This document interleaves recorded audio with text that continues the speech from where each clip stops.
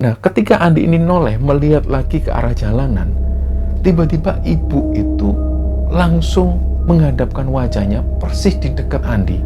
Terus ibu ini bilang, "Untung kamu putar balik. Kalau nggak gitu kita bisa celaka." Tapi waktu itu yang membuat Andi ini merinding, suara ibu mertua ini nggak seperti biasa. Suaranya lebih serak dan suaranya lebih rendah. Dan waktu itu Andi merasa ini bukan ibu. Dia mau memindah batang pisang ini ke pinggir jalan. Disitulah neneng ini melihat bahwa ternyata yang diangkat oleh Andi ini sebenarnya bukan batang pisang, tapi pocong. Dan di samping Andi itu banyak sekali pocong yang memperhatikan Andi. Disitulah akhirnya neneng sudah nggak bisa nahan, dia teriak-teriak, masuk masuk Karena pocong-pocong yang berdiri ini melihat Andi itu dengan pandangan mata yang tajam sekali. Dan waktu itu terlihat jelas kalau Andi ini benar-benar bopong pocong ke pinggir jalan.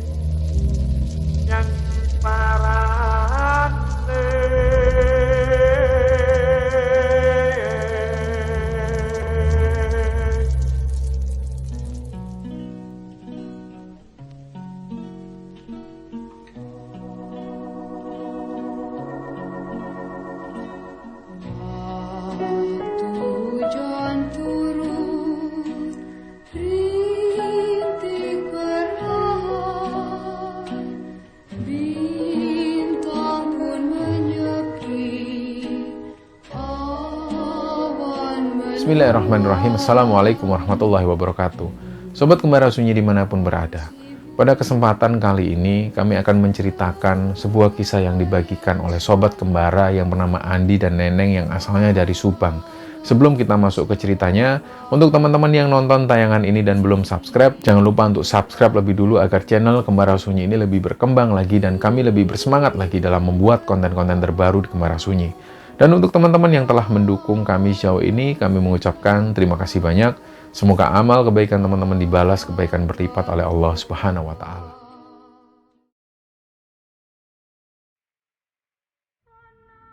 Untuk cerita kali ini teman-teman, cerita ini dikirim oleh Sobat Kembara yang bernama Andi.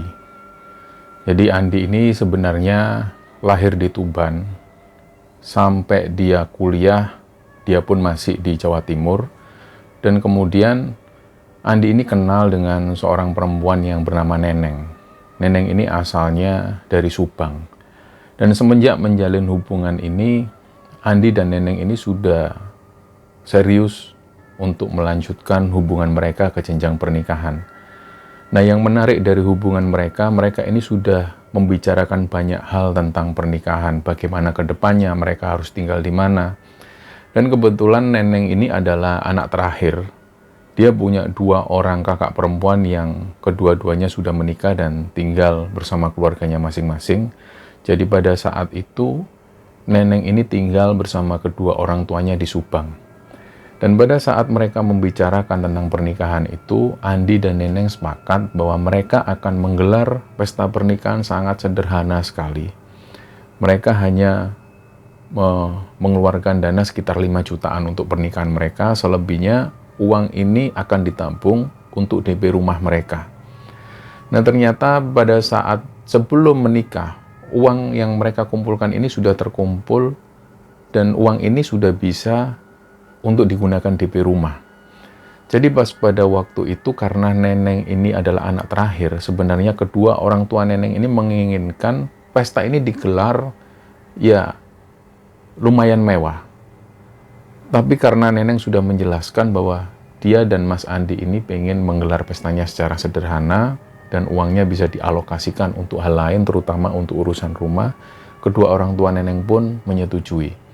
Singkat cerita, pernikahan ini pun digelar, dan pada awalnya Neneng dan Andi ini masih tinggal di rumah orang tuanya Neneng. Andi sendiri mengaku bahwa kedua orang tua Neneng ini adalah orang yang sangat sederhana sekali. Beliau berdua itu tidak pernah ikut campur urusan rumah tangga Andi dan Neneng. Nah, sehari-harinya ketika Andi tinggal di Subang, Andi ini bekerja di salah satu perusahaan, begitupun juga Neneng. Jadi aktivitas sehari-hari mereka itu pagi hari berangkat ke kantor dan sore harinya mereka pulang kembali ke rumah. Dan setiap hari Sabtu dan Minggu mereka libur. Sekitar 2 tahun mereka menjalani rumah tangga dan tinggal di rumah orang tua Neneng. Waktu itu rumah yang mereka DP itu sudah bisa mereka tempati.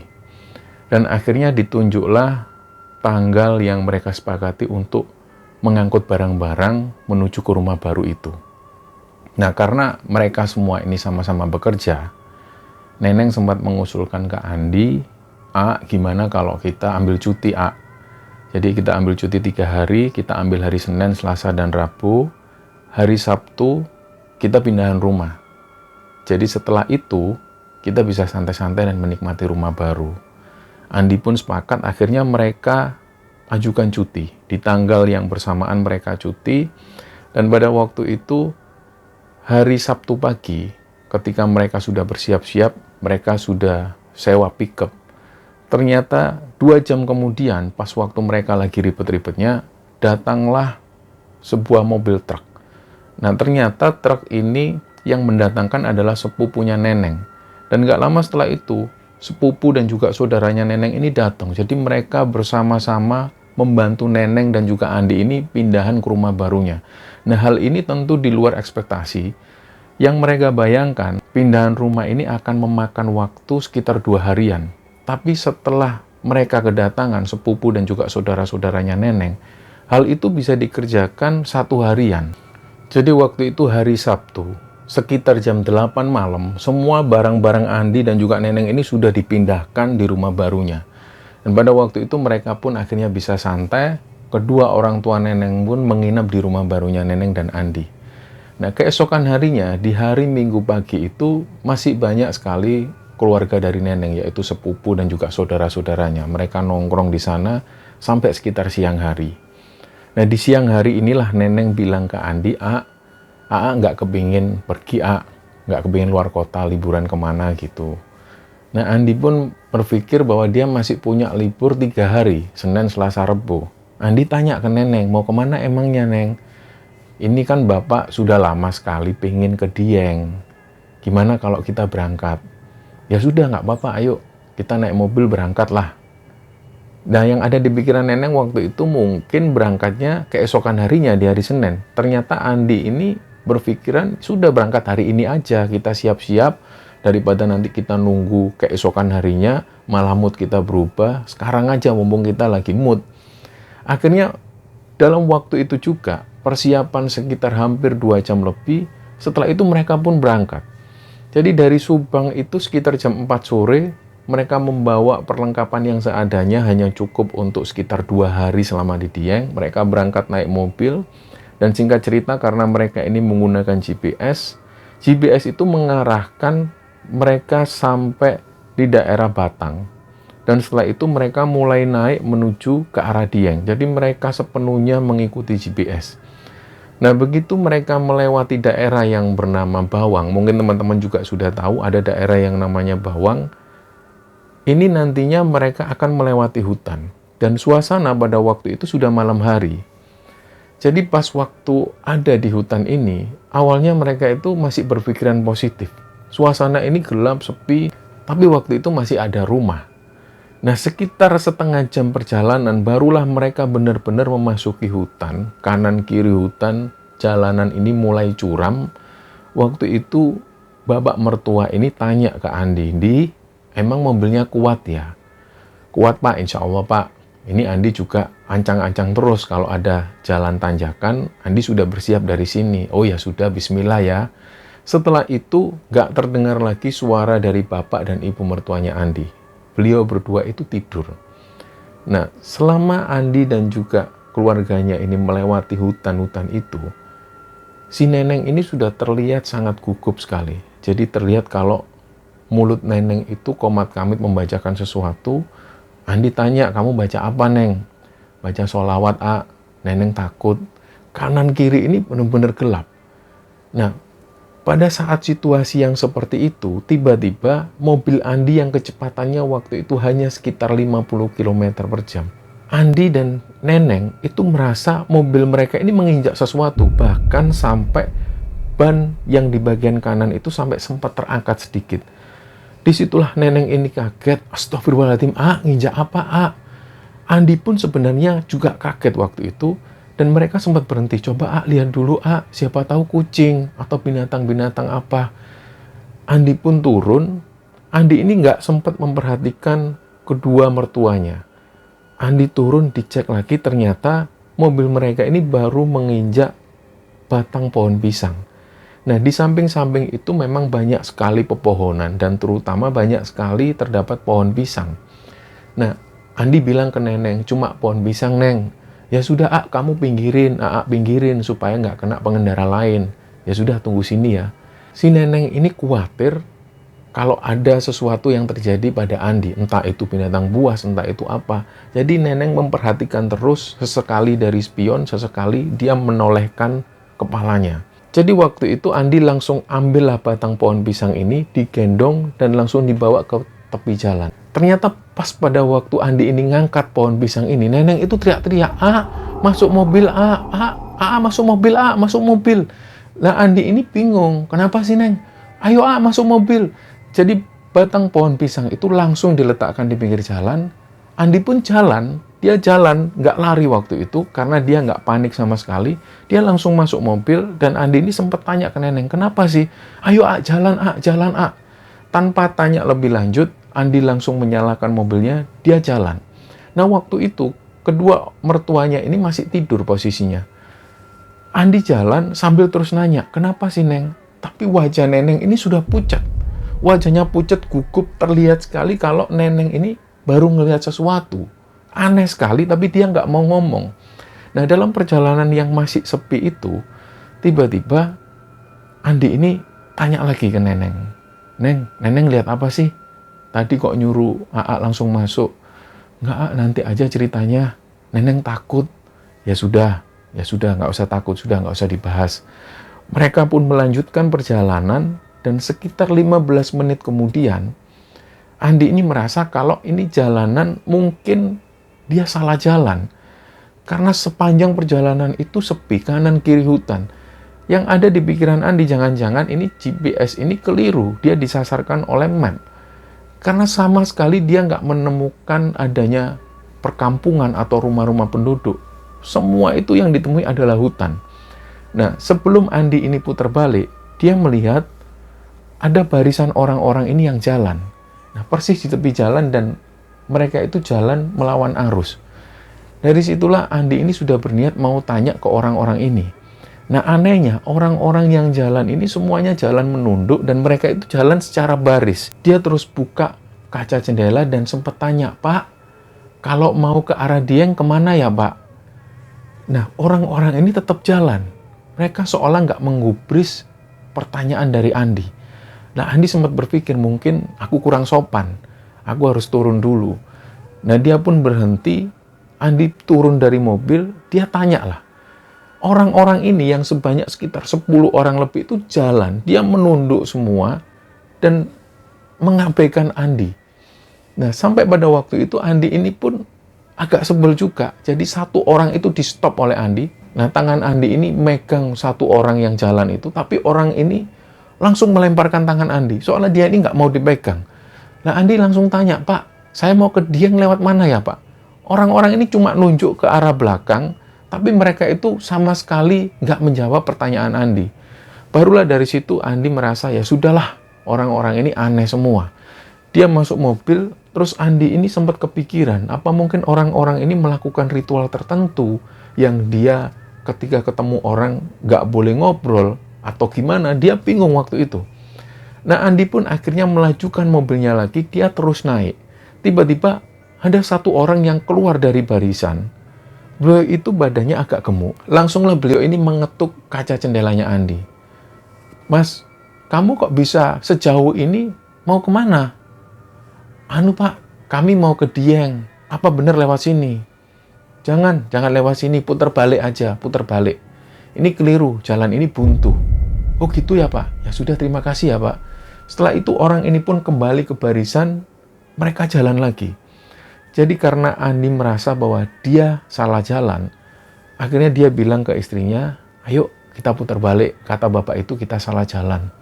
Tapi Neneng tetap bersikuku, tapi tadi kan ada beberapa orang yang nunjuk ke arah sana, kita sudah benar. Enggak aku lebih percaya sama orang yang ini tadi. Karena orang ini ngomong ke aku. Yang lain kan nggak ngomong. Ya sudahlah, terserah aja. Nah setelah mereka melajukan mobilnya, Andi ini belok kiri ngambil jalan yang agak lebar. Setelah itu dia putar balik. Kalau diperkirakan, pada waktu mobil Andi ini putar balik, ini nggak sampai 5 menitan. Nah seharusnya dalam waktu yang nggak seberapa lama itu mereka harusnya ketemu lagi rombongan yang jalan berbaris itu tadi. Ternyata sampai 5 menit mereka itu sama sekali nggak melihat rombongan yang tadi mereka lihat. Sementara di kanan kiri ini hutan. Nah inilah yang mereka bingungkan. Andi waktu itu langsung tanya ke Neneng, "Lu Neng, rombongan yang tadi mana ya?" "Nggak tahu dari tadi Neneng ini juga batin dalam hati. Kemana ya rombongan tadi? Padahal kita putar balik nggak sampai 5 menit. Kok nggak ketemu lagi?" Ya sudahlah, nggak usah dibahas. Nah setelah itu sesekali Andi ini sempat noleh ke arah bapak dan ibu. Andi noleh, ternyata bapak dan ibu ini masih tertidur pulas. Nah ketika Andi ini noleh melihat lagi ke arah jalanan, tiba-tiba ibu itu langsung menghadapkan wajahnya persis di dekat Andi. Terus ibu ini bilang, "Untung kamu putar balik. Kalau nggak gitu kita bisa celaka." Tapi waktu itu yang membuat Andi ini merinding, suara ibu mertua ini nggak seperti biasa. Suaranya lebih serak dan suaranya lebih rendah. Dan waktu itu Andi merasa ini bukan ibu. Dan setelah si ibu mertua ngomong seperti itu, beliau itu langsung duduk lagi dan langsung tidur lagi. Inilah yang membuat Andi dan Neneng itu merasa janggal. Kok ibu ngomong kayak gitu? Dibangunkanlah oleh Neneng, "Bu, ibu ngigau ya." Ternyata pas waktu ibunya ini bangun, ibunya bilang, "Ini sudah sampai mana? Kita putar balik, Bu. Ibu barusan ngigau ya?" "Enggak, ibu dari tadi tidur." Dan suaranya itu kembali seperti semula. Suara ini adalah suara ibu mertua, nggak seperti pada saat ibu mertua ini ngomong ke Andi. Nah, dengan kondisi yang ganjil seperti itu, mereka ini bingung. Nah, karena ada keributan kecil semacam ini, bapak mertua pun bangun. "Ini kita sampai mana, Di?" "Sebentar, Pak, kita putar balik, karena tadi kata orang kita salah jalan." "Loh, ini kita di tengah hutan, Di." "Iya, Pak. Kalau Bapak mau buang air kecil gimana ya, Di?" Terus Neneng jawab, "Sebentar ya, Pak. Cari tempat ya, cari masjid atau SPBU." "Ya sudah, tapi Bapak sudah nahan dari tadi." "Bapak sudah nggak bisa nahan." "Nggak bisa, kan Bapak sudah tua." "Ya sudah, tunggu ya, Pak." Neneng pun ngomong ke Andi, "Ayo cari tempat yang agak datar biar Bapak bisa buang air kecil." "Ya sudah Neng, tapi ini di tengah hutan loh." "Ya gimana lagi, daripada nanti Bapak ngompol, kita sendiri yang repot." "Ya sudahlah, di depan itu ada pohon, nanti kita berhenti di sana." Nah sekitar 2 menit setelah itu mereka berhenti dan Andi ini menggandeng tangan bapak mertuanya dan bapak mertua itu kencing di pinggir pohon. Di situ Andi mengawasi dari kejauhan. Setelah bapak mertua ini kencing, dibasuhlah dengan air. Setelah itu beliau ini jalannya itu kaki yang sebelah kanan itu agak diseret. Lah Andi tentu langsung curiga, "Loh Bapak, kenapa kakinya?" "Nggak tahu, ini kesemutan mungkin, Di. Dari tadi duduk nggak berdiri. Tolong, Di." Akhirnya Andi ini bantu bapaknya itu jalan. Nah bapaknya ini mengaku bahwa kaki sebelah kanan itu nggak bisa digerakkan sama sekali. Bapaknya mengira bahwa ini kesemutan, hal yang wajar. Setelah bapaknya ini masuk mobil lagi, Andi tanya lagi, "Gimana Pak? Sudah hilang kesemutannya?" "Belum, Di. Ini Bapak sambil pijet-pijet." "Tapi Bapak nggak apa-apa." "Nggak apa-apa, sudah jalan aja." Akhirnya mereka melanjutkan jalan, tapi kelihatan sekali kalau bapaknya ini terlihat selalu mijet-mijet kakinya. Jadi menandakan bahwa kakinya ini belum pulih kembali. Jadi waktu itu Andi ini terus tanya ke bapaknya. Selama perjalanan itu Andi terus tanya, "Bapak gimana kakinya?" "Ya ini sambil bapak pijet-pijet." "Jadi belum enak pak?" "Belum, ini nggak apa-apa kok Di, sambil dipijet-pijet." Nah yang semula bapaknya ini terus-terusan tidur selama perjalanan, waktu itu mungkin karena beliau merasa kakinya ini benar-benar nggak bisa digerakkan. Jadi beliau terus mijet kaki sebelah kanannya itu. Nah dengan situasi yang semacam ini, Andi itu kembali buka map. Ternyata map itu mengarahkan lagi, dia harus putar balik kembali ke atas. Hal inilah yang membuat Andi dan Neneng itu bingung, sampai pada akhirnya Neneng bilang ke Andi, "Ya sudahlah, A, kita cari masjid aja, kita nunggu subuh. Nanti kalau sudah matahari terbit, sudah pagi, kita lanjutkan perjalanan." Ya sudah gitu aja ya. Akhirnya mereka terus turun, cari keberadaan masjid atau musola. 1 jam kemudian, mereka melihat ada masjid. Lampunya ini masih menyala. Tapi di masjid ini nggak ada halaman untuk parkir mobil. Mereka pun parkir di pinggir jalan. Nah karena kondisi mereka semua ini sudah capek, kelelahan, mereka pun sudah berniat untuk tidur dalam mobil sambil menunggu adzan subuh. Nah mereka ini kebangun ketika mendengar adzan subuh. Banyak sekali jamaah yang berdatangan dan mulailah mereka bersiap-siap untuk sholat subuh. Singkat cerita, setelah sholat subuh, mereka masih nongkrong di depan musola dan di situ ada juga penduduk-penduduk setempat yang masih duduk-duduk di sana dan ngobrol. Mereka ini sempat bertanya ke Andi dan keluarga, "Dari mana mas? Mau kemana?" "Ini pak, kami sebenarnya mau ke Dieng. Kami berangkat malam tadi, terus kami nyasar. Ini kayaknya nunggu matahari terbit." "Nyasar di mana?" "Nyasar di atas pak." Melihat bapak mertua Andi itu jalan dengan kaki yang masih diseret, satu orang yang ada di sana itu tanya ke bapak mertua, "Bapak kenapa pak kakinya?" "Nggak tahu, ini dari kemarin, kesemutan kali, sudah saya pijet-pijet, tapi kok belum pulih juga, masih sakit, nggak bisa digerakkan." "Oh gitu, Bapak tunggu sini ya, saya punya minyak urut di rumah saya nggak jauh, tunggu sini sebentar biar saya urut." Nah si satu orang bapak-bapak ini pergi ke rumahnya ngambil minyak. Setelah itu begitu dia sampai, dia langsung mijit kaki bapak mertuanya Andi. Setelah dipijit-pijit sambil membacakan sesuatu, dan beliau itu bilang ke bapaknya Andi ini, "Pak, ini bukan kesemutan." "Kenapa dek? Ada apa ya dek?" "Ini bukan kesemutan pak, ini ada yang ngikut." Nah, langsung sontak waktu itu Andi, Neneng, dan juga yang lain ini kaget. "Ngikut gimana pak?" "Ya ini ada yang ngikut, ada satu keluarga di kaki bapak ini." "Satu keluarga gimana?" "Ya satu keluarga jin. Mereka ini usil, mereka sengaja ngikut di sini. Jadi ini yang membuat kaki bapak itu nggak bisa digerakkan." Nah setelah sekitar 1 jam dipijet-pijet dan diurut, beliau itu mempersilahkan bapak mertua Andi untuk coba jalan kaki. Awalnya bapak mertua itu jalan, tapi beliau masih berat, merasa kakinya ini masih berat. Dipijetlah lagi sambil dibaca-bacakan. Setelah itu beliau disuruh berdiri lagi. Barulah di situ bapak mertua Andi ini merasa lebih enakan. Jalan itu mulai normal lagi. Dan di situ bapak mertua Andi bilang ke Andi, "Di, kok kayaknya bener ya Andi? Ini aneh." Setelah dipijat itu bapak ngerasa normal lagi. Kayaknya memang bener ini ada yang ngikut. Kalau Andi sih mikirnya pas waktu bapak kencing tadi malam. Nah setelah matahari ini terbit, ternyata waktu itu Neneng ini berubah pikiran. "Sudahlah A, kita nggak usah ke Dieng, kita pulang aja lah. Mampir ke tempat-tempat wisata yang nggak jauh-jauh dari sana, sekalian pulang."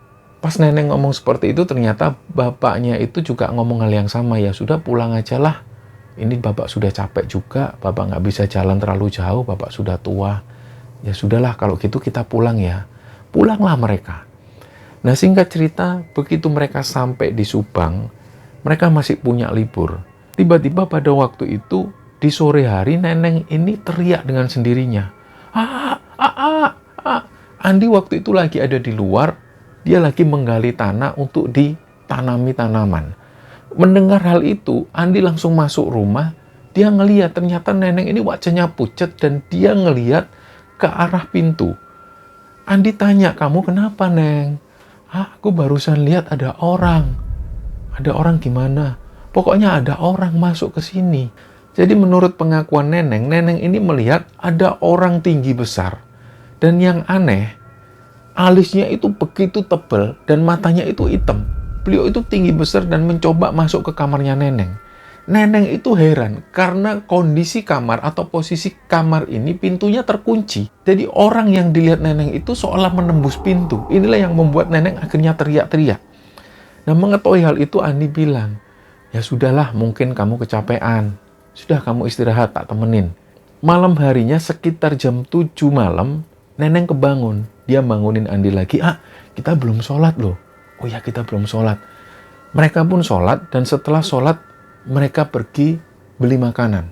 Setelah itu dibawa lagi pulang ke rumah, dan pada saat mereka ini sampai di depan rumah, Andi dan Neneng itu melihat persis bahwa di ruang tamunya, karena waktu itu di ruang tamu ini belum ada kursi dan meja, mereka itu ngelihat ada sekitar 4 orang yang duduk di lantai sambil membuat lingkaran. Jadi waktu itu Andi dan Neneng ini sempat terdiam untuk beberapa detik. Setelah itu, orang-orang yang dilihat Neneng dan Andi ini menghilang dengan sendirinya. Nah, setelah itu Andi ini lihat ke Neneng. Neneng juga lihat. Lihat, ya sudah yuk, bismillah yuk, ini rumah kita kok. Ngapain kita takut? Pas mereka ini buka pintu, ternyata mereka itu mencium aroma wewangian. Dan aroma wewangian ini aneh. Aroma wangi yang belum pernah mereka cium sebelumnya. Yang jelas waktu itu mereka tidak bisa mendeskripsikan seperti apa aroma bau itu. Yang jelas aroma wangi ini aneh. Dan aroma itu tercium sekitar beberapa menit, setelah itu aroma ini nggak tercium lagi. Nah, mereka akhirnya makan. Nah, mumpung Andi ingat, dia tanya ke Neneng, oh iya Neng, mau tanya, waktu kita naik, yang waktu minggirin batang pohon pisang itu Neneng emangnya lihat apa kok nyuruh langsung masuk ke mobil? Neneng itu sempat diam. Kok tanya gitu, Neneng takut, mau cerita. Sudah, nggak usah takut, cerita. Kan kita sudah ada di rumah. Enggak, Neneng kalau inget-inget itu takut. Sudahlah, Neneng cerita, kan ada Udah cerita. Disinilah akhirnya Neneng itu cerita. Jadi pas waktu Andi ini turun dari mobil, dia mau memindah batang pisang ini ke pinggir jalan.